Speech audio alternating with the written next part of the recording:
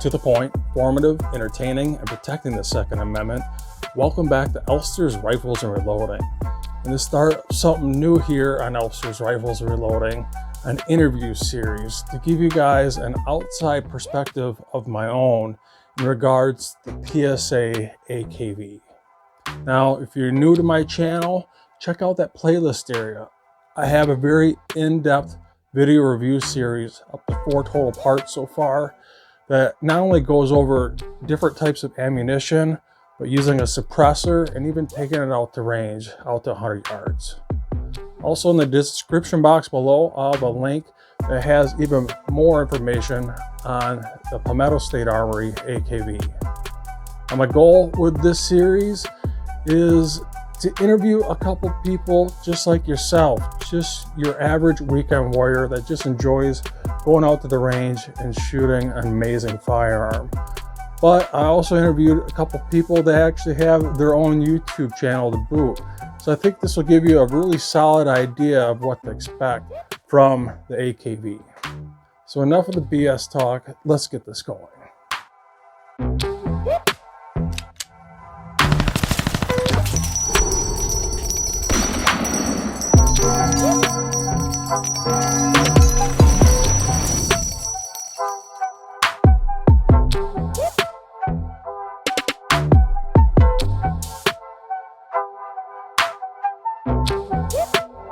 All right, Tyler from Tundra Tactical, man. What's up, man? House, man. This is awesome. Yeah, glad to be here. I definitely love your channel, and I watch your podcast all the time, my friend.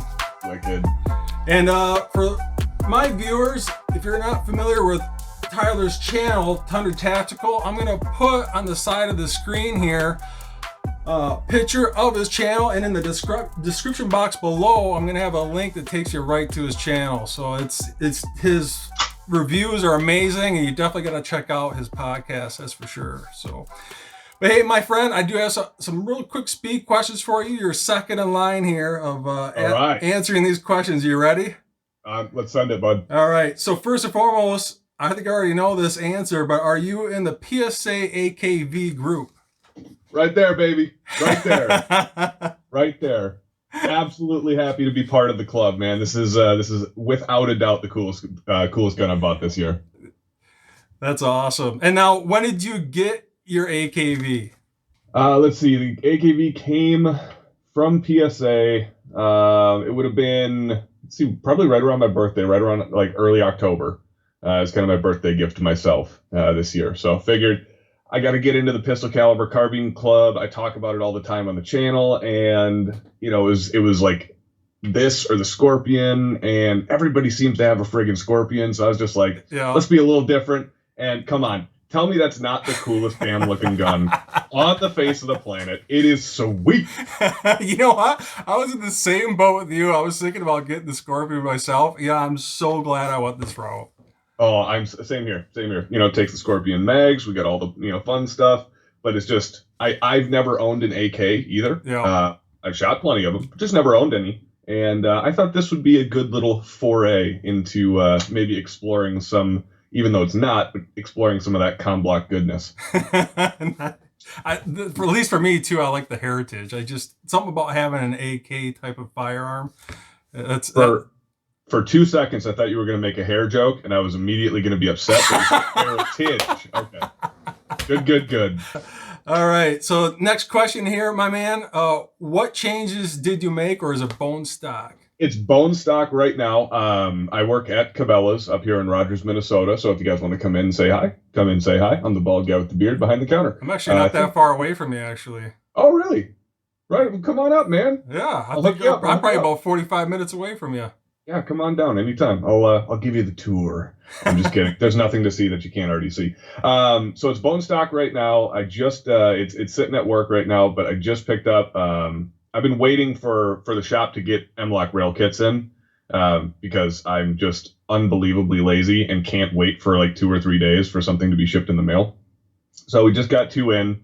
So I'm getting 1 for either side. We're going light and pressure plate. We'll have probably a Romeo, just go stock Romeo on the top. And then I'm thinking about pushing my luck and maybe doing like an 85-degree foregrip in there just to see what the ATF has to say. If they're listening, please don't kill my dog. She's old and she can't run very fast. But yeah, right now it is bone stock, and I'll be honest with you, I actually kind of like it that way. That's why I've kept it this way for as long as I have. A couple thousand rounds so far, not too many, but enough to be dangerous, enough to know a little bit about the gun. Yeah. And while the sight radius is short, it's serviceable for the ranges that you would reasonably expect to shoot it at. And it's a ton of fun, having that AK sight profile and sight picture where you don't have to worry about a peep sight, Yeah. kind of restricting your field of view or focusing super heavily on a peep sight. I'm not used to that. And that's one of those changes with the AK that I'm super pumped about. So right now, bone stock, but we got a couple of upgrades coming. We'll probably go to like Brownells or something because I love those dudes for the Romeo. I tell you, I got the Romeo 5 on mine and I love it. It's a matter of fact, I just got done doing my best budget red dot for 2019. Hands down, Romeo 5. I'm super pumped about having this, the pistol brace and everything, the short technically pistol. But I want it as high speed looking as humanly possible. So I do like the idea of that nice low profile sight. Mm-hmm. All right. So next question, if you could just pick one thing, what's your most favorite thing about the AKV? There are a lot of ridiculously cool things. If I had to pick one, this is kind of a tough one. I'm going to cheese out here. Just the overall look of it. Yeah. It like I said, I don't know what it is about this, little packaged AK in 9mm, but the overall look of it just got me. Like I immediately fell in love with the gun, and I think it's just the sexiest darn thing on the planet. I wouldn't say you cheesed out because the person before you said the exact same thing. Well, I'll give you a second option too, because from a functional perspective, having the bolt release is just last round bolt hole. Massive. Well, last round bolt hold open and the bolt release on the magwell. Yeah. Is just it's a game changer when it comes to AKs, because like I said, I've shot a ton of them in the past. And having to do the sling, while it looks cool, it takes a lot of coordination, even though it might not seem like it. Try shooting fast and doing that quick without a ton of practice. I don't have a ton of practice. You sometimes look a little goofy, but having that muscle memory from shooting ARs, my whole life, having that bolt release right there, and then the manual bolt lock too. Having those two options is pretty sweet. Yeah. Close second would be the extended safety. Nice. All right. So next question here is probably just as difficult. What do you not like about it? Its weight would be the number one thing, but that was to be expected. I didn't go into this purchase expecting a light gun, like a ultra lightweight MPX or something like that, or a PS90. I was not expecting that, even though it's got a fair bit of plastic on it in regards to the MOE stuff, the grip, and the what's this thing called? Brace. There we go. SBA 3. It's a big hunk of steel, man, mm-hmm. and it has a little bit of weight to it, doesn't it? It's got some heft. It's not overly heavy. If I had to guess, 6 pounds ish, somewhere around there. But yeah, that would be the really only thing. I've heard some people complain about the sight radius. I've heard some people complain, about the weight, but in reality, I don't think the sight radius is too much of an issue. But it's definitely not as light as some of the options out there presently. Yeah. I think the next question, you kind of blew my thunder on it, but any accessories you'd like to get or you'd like to see PSA come out for in regards to the AKV?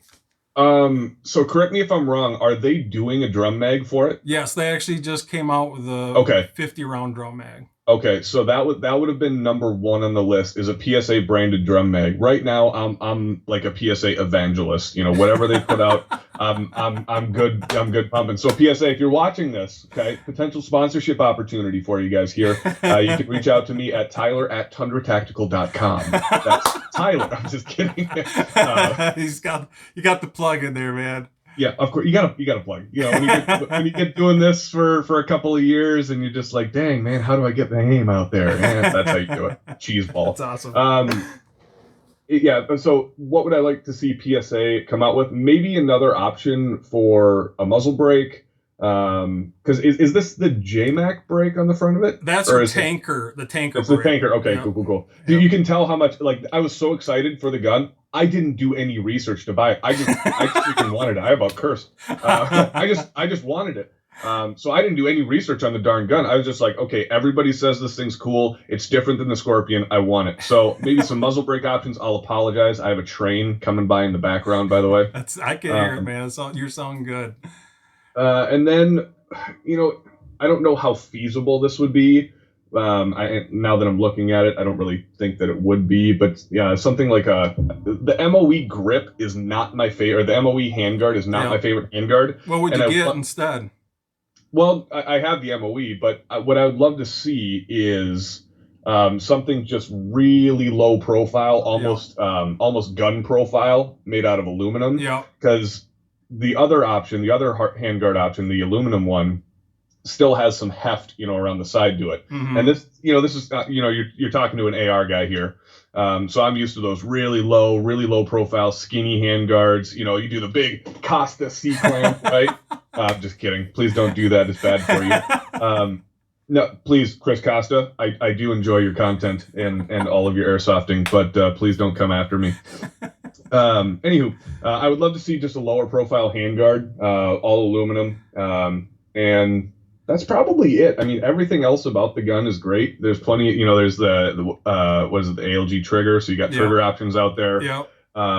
Maybe an extended paddle for the mag release would be cool too. Yeah. Yeah, I've heard they actually mentioned that. That's a good point you just brought up. So the next question here is, what ammunition are you running, and have you run it suppressed yet? I have not run it suppressed. So if anybody watching this is a fan of Tundra Tactical, highly doubtful because they're few and far between. But I think you're running yourself a little short there, bud. Yeah, this is called fake humility. I'm an incredibly arrogant person in real life. Baby, you'll have to meet me to come find out. PSA, come meet me. Anyways, sorry, brain farted the question. The ammo. What ammo have you been running? Ammo has been Herder's 115 grain because mostly it's been on sale at Cabela's for $8.99 a box. $8.99 a box. So I just bought a metric ton of it. No problems, no issues. And have I run it suppressed? This is where I was going. I am not necessarily. I don't disagree with suppressors. I just don't. I haven't really owned any guns that I found worthy of suppressing because everything I own is 5.56, 224 Valkyrie, 308. And they're all supersonic rounds, and I don't want to pay for subsonic rounds in those calibers. Yeah. This would be the first gun I'd ever run a suppressor on, and I have not yet run it suppressed. Reverse question to you, have you run it suppressed? Yes, I have, and it's amazing. Your thoughts? I loved it. It was very quiet. I tried the 147 grain American Eagle flat points. I went all the way down to 115 grain, the white box Winchesters. And I could barely tell the difference between the two. Usually you'd hear a more quiet suppressor with the 147 grains. And don't get me wrong, it was a little more quiet, but I really couldn't tell a difference. And I didn't need hearing protection.